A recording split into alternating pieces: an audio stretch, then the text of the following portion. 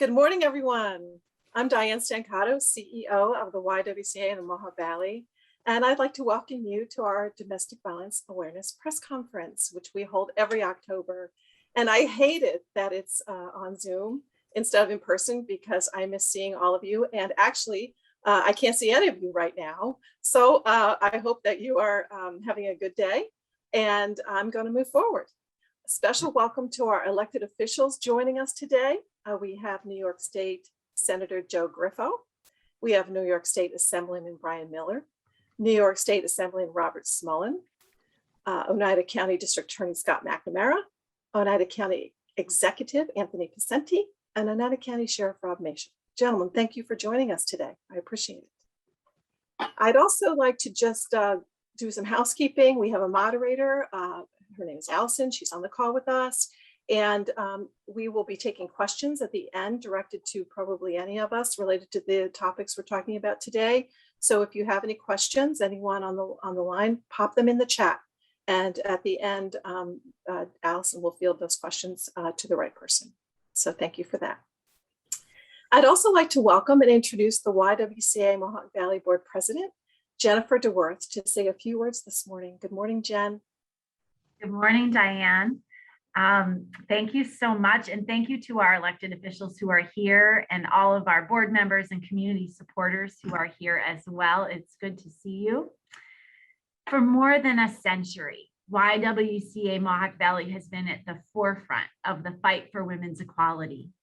Today, our work includes advocating for the right for all women and girls to live safe and happy lives free from gender-based violence. October was first nationally recognized as Domestic Violence Awareness Month in 1989 and has since helped service providers like us spread awareness, support survivors, and save lives, most importantly. Awareness and education are essential in our efforts to eradicate domestic violence from our community and our nation as a whole. Nationally, domestic violence will impact 1 in 3 women and 1 in 4 men during their lifetimes. Every time I hear those statistics, I am just stunned. Nearly 20 people per minute are physically abused by an intimate partner, equating to more than 10 million people in just 1 year.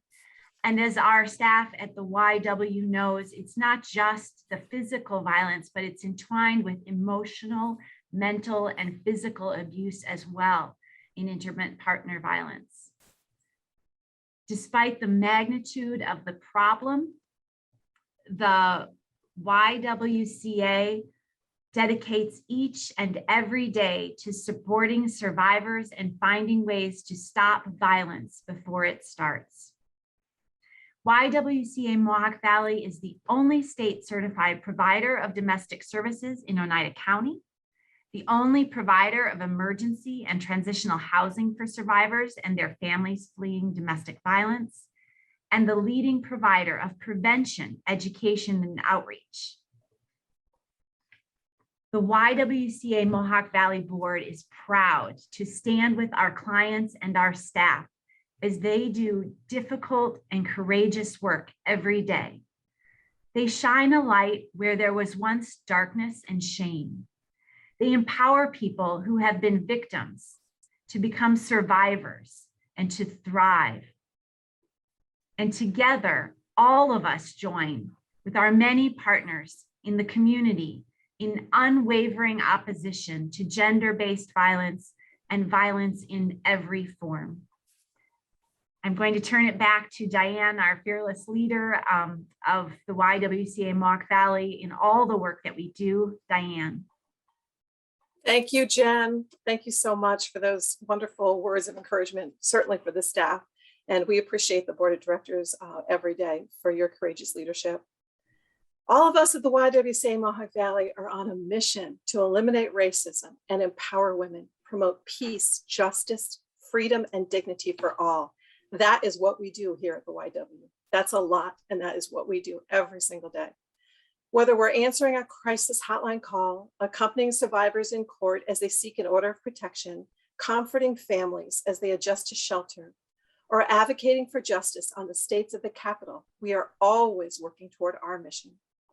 Now, there's no doubt that the work of the YWCA Mohawk Valley is essential and life-saving. The events of the past 18 months have shown a harsh light on the need for violence prevention programming and supportive services for survivors. Since the beginning of the COVID-19 pandemic and the first stay-at-home orders, we have seen a drastic rise in the demand for many of our services compared to prior years. When we held our annual press conference last October, we projected a 30% increase in services in 2020 over 2019, when in fact, our reality is we had over 50% increase over the course of the year. 2020 was incredibly demanding for our staff. They are exhausted. It has been quite the ride. So far in 2021, we're still seeing a heightened level of need. So it has been unbelievable. In the first 8 months of 2021, we have already served 1,324 new domestic violence clients in Oneida County, answered 1,157 hotline calls and text messages, housed 72 adults and children in our emergency shelters, and provided more than 35,000 instances of DV related service. That's just DV services. Remember, we also do many, many other things here at the Y. So as you could understand, our staff is really up against it. But most importantly, behind these alarming numbers are real people with real stories, with even more living behind closed doors, struggling with DV. This is why awareness is essential, and October is so significant for us. As we always say to families who've lost someone, as we say to the people who are fighting through it right now, and friends and family who are supporting someone, we at the YWCA remember your stories and we remember your names. Please join me in a moment of silence as we remember all who have lost their lives due to domestic violence in our families, in our community, in our friendships, and beyond.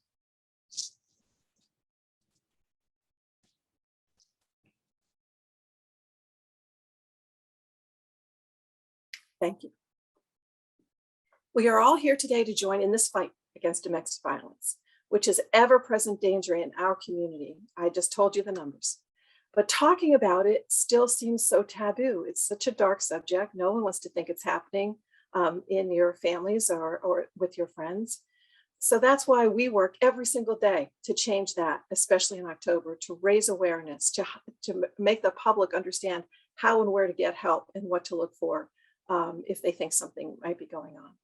Tomorrow, on the first day of Domestic Violence Awareness Month, the whole month of October is a little crazy, we launch a full schedule that you and the entire Mohawk Valley can be a part of. Our annual Take Back the Night will be held virtually again, which we don't like that, but that's just the way we are living with COVID-19, trying to keep everyone safe. Social distancing might keep us away from each other, but it won't stop us from raising awareness and supporting our survivors.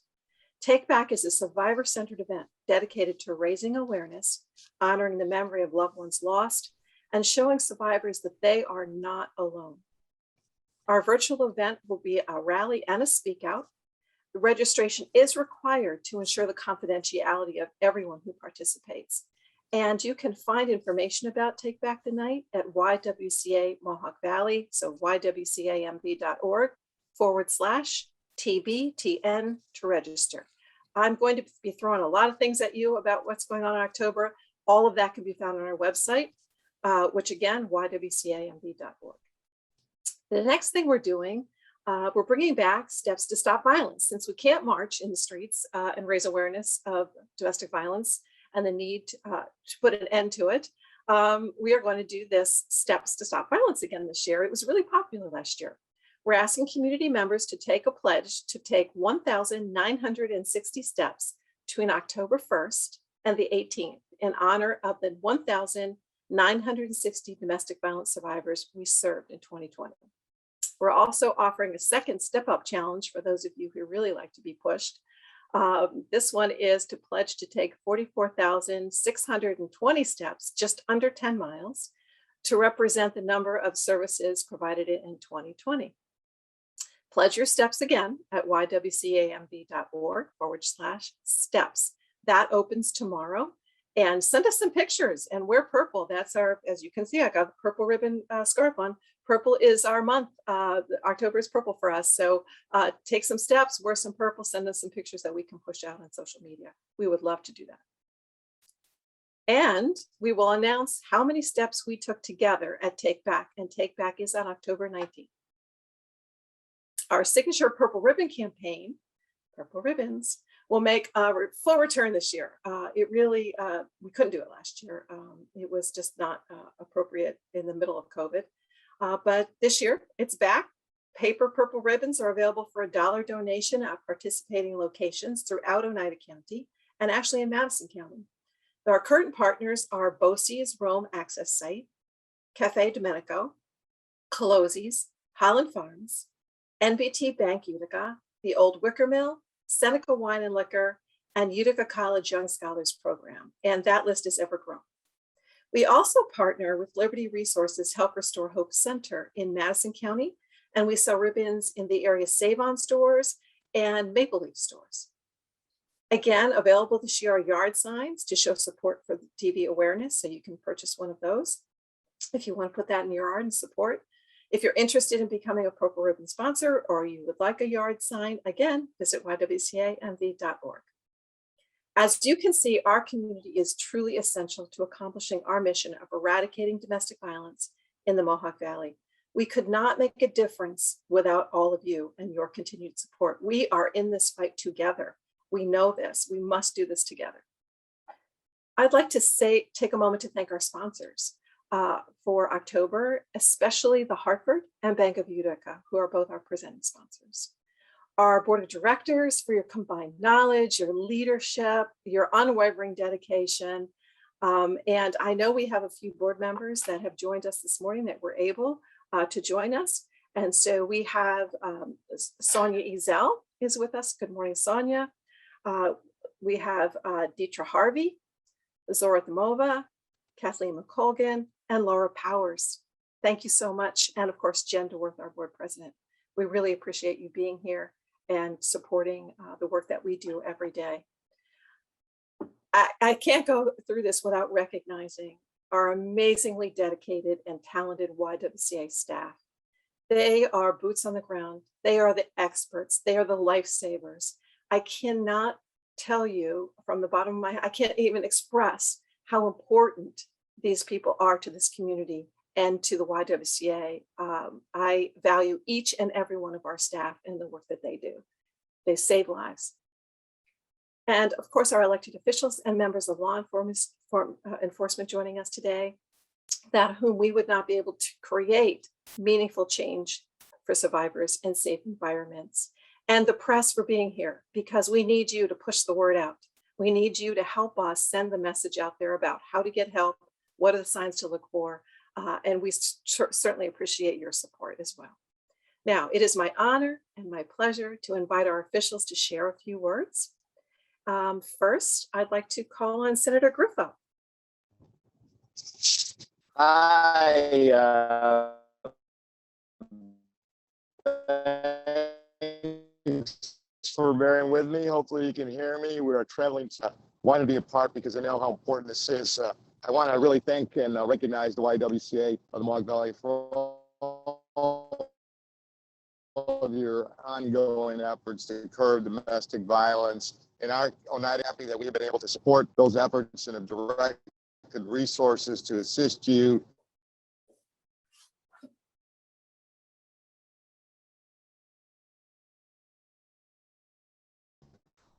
to help confront this domestic violence that occurs. And we look at statistics reported this year that almost a 50% increase in 2,000 domestic violence survivors. This is an alarming trend, needs to be stopped. And I applaud all those who commit themselves to confront this, to prevent these heinous actions from happening and to hold people accountable. No one should be abused or face this type of abuse. And we can all make a difference. Continue to support you as we confront this problem and try to be there to help those who need it. So thank you so much. Thank you, Senator, for your continued support. You are truly a valued supporter of the YWCA, and we appreciate you. Next, I'd like to call on Assemblyman Brian Miller. Thank you, Diane. Thank you for allowing me to speak today as we go into Domestic Violence Awareness Month. It's a pleasure to be here with you all and highlight the important life-saving work that the Mohawk Valley YWCA provides to the people who need it most. The COVID-19 pandemic and the accompanying lockdowns, social distancing, and other mitigation measures have only exacerbated domestic violence. Historically, domestic violence has increased during pandemics and economic crisis. Social isolation from others has created a hardened environment where victims cannot separate themselves from their abuser. The added stress can cause previously unnoticed mental health issues.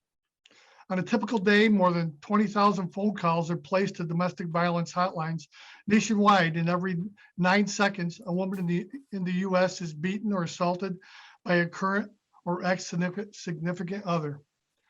Domestic violence incidents affect every person within a home and can have long-lasting negative effects on children's emotional well-being and social and academic functioning.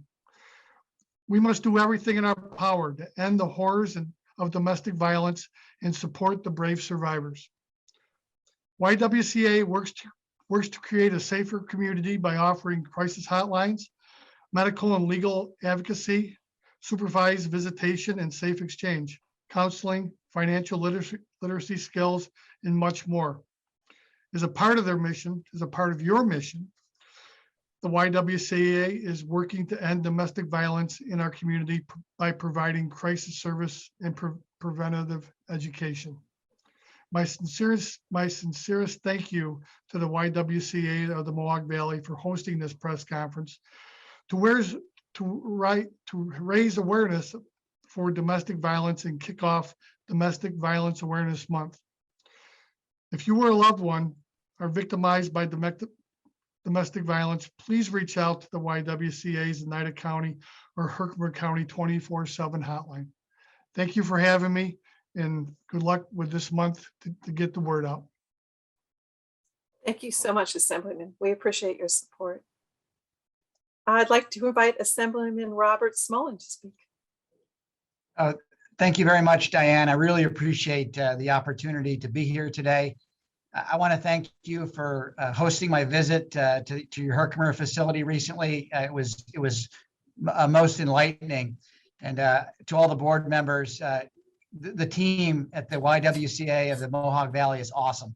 And they're doing great work with compassion and with care for domestic violence. And I just want to make sure that everyone knows that you have my complete support for the mission and for the resourcing of the programs that are present in the Mohawk Valley, including the areas of Herkimer County as well as Oneida County. And I'm very excited to participate in the Domestic Violence Awareness Month, the Purple Ribbon Campaign, the Take Back the Night, and the Steps to Stop Violence. It's really important to highlight it from a public standpoint and to let everyone out there who is suffering from domestic violence to know that they're not alone, that they have people to help them when they're afraid, and they have people to help them recover when they're able to get into the programs that this awesome organization sponsors. So again, thanks to everyone for being here, and thank you very much for highlighting this important issue. Thank you very much, Assemblyman. Let's see, now we have Oneida County District Attorney Scott McNamara. Welcome, Scott. Thank you. Let's see if I can get myself. I'd like to thank the YWCA for the services they provide to our community, as well as for inviting me to speak today. Sadly, trying to get my camera here. Sadly, many of us are watching the developing homicide case of Gabby Petito. Her unexplained and untimely death, coupled with the allegations of domestic violence from the 911 calls and the police body-worn cameras, are very disturbing and have become a national story. Gabby's case is unfolding on the eve of the National Domestic Violence Awareness Month, October. In addition to Gabby, I believe it's important to remember those lives we have lost in our community to domestic violence, such as Kristen Longo, Carrie Lee DeVolio, Alex Kogut, Shante Miller, Heather Mock, and Ethan Thiel, just to name a few. Unfortunately, these women and infant child are just a few of those who have been victims of domestic violence from our county. As we move forward, we can and must do better to end domestic violence. Events like this today are invaluable, as awareness is essential, and it needs to continue as it attracts attention to the problem and also places a sense of urgency and the need for proper funding for policy and lawmakers who control the system that we operate in, some of whom are on this Zoom meeting. Having said that, I believe our community should be very proud of the efforts that we have made in our county to address and try to prevent further domestic violence. The YWCA of Mohawk Valley works with many county offices, the sheriff, other police agencies, as well as the district attorney's office to provide invaluable services to survivors of domestic violence. For instance, my office works with the YWCA to provide emergency services, relocation, and counseling to victims in pending cases. In preparing to speak today, I found an interesting fact. During the current COVID-19 pandemic, calls to domestic violence hotlines have increased by almost 50%.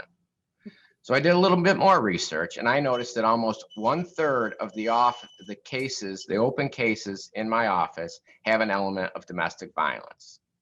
In the city of Utica alone, in the past year, there have been 1,502 domestic-related incidents reported. And as we all know, that's just the tip of the iceberg.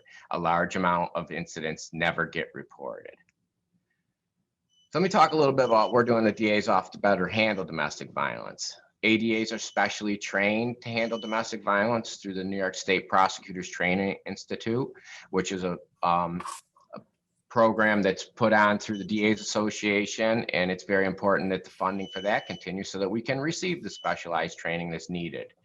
Also, only a very few prosecutors in my office handle the felony level cases, and they are specially trained to do that. Over the past few years, with additional funding through the state, we've been able to add 3 victim witness coordinators who are specially trained in working with domestic violence survivors. This has increased our ability to seek justice and provide services for survivors of domestic abuse. It cannot be stressed enough that once a victim attempts to leave an abuser, they are in the most danger and there is the highest risk of fatal consequences. While the police and emergency services such as the YWCA work to ensure immediate safety, the legal process has just begun. At the onset of a criminal case, we are advocating for both the safety of the victim and for the offender to be brought to justice. This is done by examining the case, including the use of a new questionnaire tool known as DALE, which helps assess the overall risk factor. At the point of arraignment, we argue for orders of protection and bail, which can be monetary or non-monetary. And I urge our lawmakers to continue to look at the bail reform that you created and look at the danger to our victims and make sure that we have the tools to protect our victims who are victims of domestic violence and cannot allow the perpetrator to go back to the location where the crime was committed. That needs to be addressed, and the judges need stronger tools for that. Another important step that my office is taking is outreach. Survivor involvement is crucial to the successful prosecution of a case. Our victim witness unit works to communicate with the victims to better understand their position. So we understand their immediate needs and also be able to connect them with the necessary services. We also work to update the victims on the court process, the scheduled dates, and their rights, including the right to speak at sentencing. The YWCA also helps us provide a key element in managing recidivism, and that's by offering a 26-week program for those identified as offenders called Crossroads Batterers Intervention Program. We currently incorporate this program in our sentencing on misdemeanor domestic violence convictions. When the defendant fails to complete this program as designed, they subject themselves to incarceration. So in closing, as we draw attention to domestic violence, we should also keep in mind the children. who are often scarred for life by witnessing the violence in their homes. The long-term effects on children are undeniable. Tragically, some children, like baby Ethan and Theo, are murdered as part of the overall intimate partner abuse. The battle against domestic violence is ongoing, but it is through advocacy such as today in which we can ultimately create a safer future for all those concerned. Thank you. Scott, thank you so much. First of all, for saying their names and remembering their stories. So that is so important.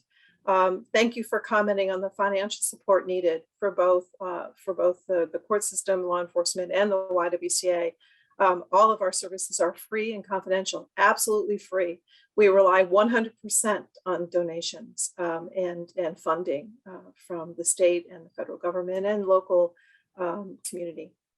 And also, thank you for highlighting Crossroads, because that's something new that we've done together that wasn't happening in the way that we thought it should be happening, right? Because we are in this business.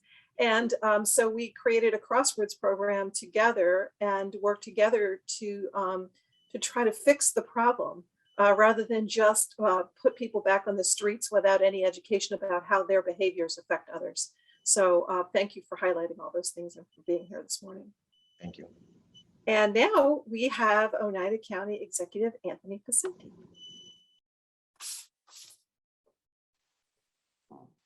Good morning, everyone. And Diane, thank you for having me here today. And Jen, thank you for your support and work together. And to my fellow elected officials, thanks for joining us today, and everyone on the board of directors, the sponsors, all those who are a part of this important program. My colleagues before me and certainly Diane and Jen have gone through various statistics and numbers, and as District Attorney McNamara went through the names of victims, which is so important that we don't forget. Now, October being this important month is something that is always significant to us, but it is a reminder of that this is not just a 1 month situation. This is 365 days that the YWCA and their mission continues to work against all levels of domestic violence. And it's been highlighted and it continues to be highlighted. And the important part that was mentioned, that in going through a pandemic certainly presents certain challenges to all of us. And no one knows better than all of those, the elected officials that joined me, and certainly the YW, of what that meant. We have no idea the untold number of abuse cases that were not reported because of the pandemic and because of certain circumstances that prevented people from coming forward, women from coming forward, men from coming forward, family members from coming forward.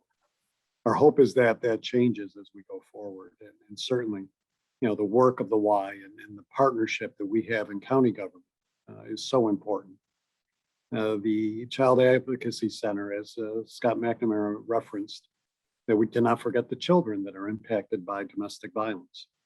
The CAC, which is co-chaired by myself, the district attorney, and the sheriff, and working hand in hand with the Y, with advocates and all of the support staff that goes along with it, is so important as we remember the children and the entire effect that this has on families and how wide-reaching it is. So as we look at October, and it's important for us to continue this mission, to continue to talk about it, to continue to bring it to light. And I do want to recognize, I know Diane did, the great staff at the YWCA that we work with on a daily basis, and coupled with our staff in county government, the child protective workers, the adult protective workers, the sheriff's office, the district attorney, victim impact, and all of those.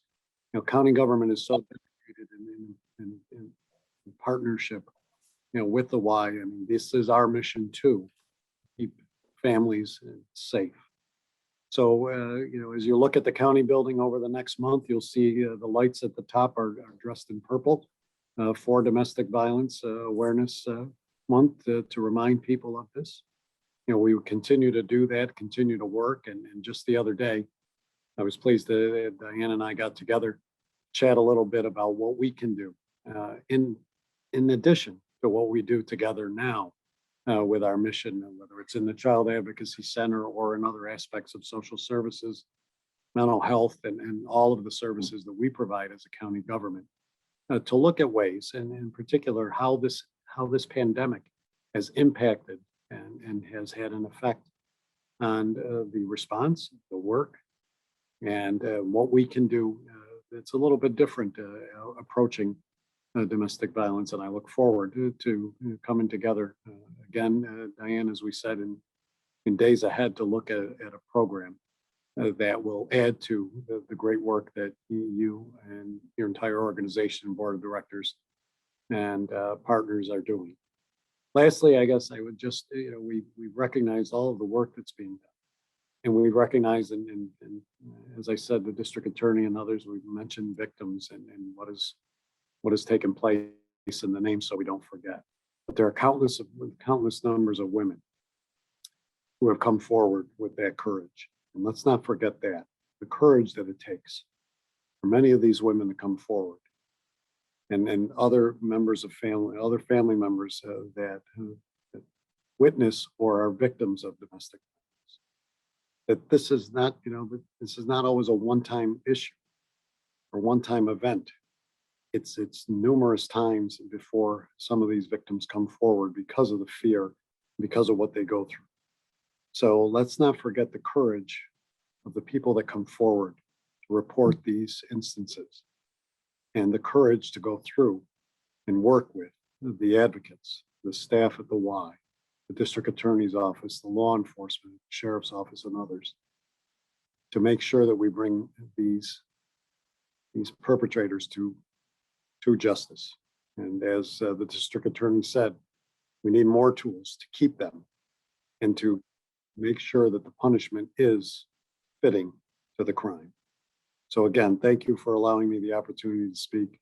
I look forward to working with all of you as we continue to combat this issue, and look forward to be a great partner with our friends at the YWCA. Thank you, and God bless you. Thank you, Tony. True partner in our work. Thank you so much for your ongoing support. And I do have a proposal coming over to you. So fasten your seatbelt. And I also, want to comment on the what you said about women coming forward. We're talking about gender-based violence here. I mean, we absolutely have men come through our program, but many, many, many times, 95% of the time, it's women. And it takes them 7 or more times to leave their abuser on average, because there's so much wrapped up in what this is and the emotion of it all. And then the secondary victims, the families, the children who witness it or then become a first victim as well. So thank you for commenting on that and for being here this morning. And then now I have, last but not least, our partner in this work almost every day, the Oneida County Sheriff, Rob Michel. Good morning, Diane. Thank you for having me. I apologize. I can't put my video on. I'm in a spot where I don't have a good signal at all, but it's an honor for me to be part of today's event. And you're right. The relationship between the Sheriff's Office and the Y is never been better. Every day we work together to try to do as much as we possibly can to help the victims of domestic violence. Your office has been tremendous to work with. The Sheriff's Office, along with the 2 city police departments, Utica and Rome. I mean, we're blessed to have your advocates working right out of our office so that we can deal with these cases, nearly 24 hours a day. We now have a deputy assigned full-time as our liaison between our law enforcement division, the men and women who are taking these domestic incident calls, and he works with their office directly every day. And then as you're aware, recently we got our domestic violence high risk assessment team unveiled and underway. That's an amazing group of people that have been assembled to ensure that the victims of these domestic cases are getting every possible level of service that they need, housing, some type of structure for their children when they need education services, and certainly holding the offenders accountable. That's critical. It's amazing. Like I said, this team that's been assembled. These are truly caring people. You can just, when you hear them talk and when you watch them go over these cases specifically, they're, like I said, at the end of the day, they are truly committed to keeping the victims safe. And it's all about teamwork. And boy, we've got quite a team assembled, and I could not be more proud of everyone on the DVHRT. And with that, like I said, thank you for having me today. And I look forward to many years of working together with a common goal. And like I said, thank you for all that you do. And as we move forward, and God bless everyone. Thank you. Thank you, Rob. I was proud to stand with you on Tuesday afternoon to announce to the community that the DV high risk team is up and running, that we have already reviewed 552 cases, 74 of which I believe 74 were deemed high risk, or 72, excuse me. It's a pleasure, an honor to work with you. We are keeping people safe, and I believe we are saving lives together. So thank you for your partnership and your kind words this morning. My sincere thanks to everyone for joining us this morning. The YWCA remains on this mission to eliminate racism and empower women and promote peace, justice, freedom, and dignity for all, every single day in everything that we do. And we can't do it without you. I mean, you heard today how we are all twined together. Every single person who was on this panel today works with the YWCA, all at different levels and sometimes together and sometimes in our own ways. But it's a true partnership in this community, and I am so proud to be a part of that as our board and our staff.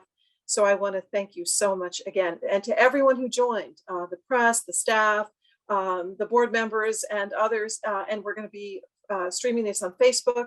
So hopefully we'll be able to push the word out to many more people about the work that we do together.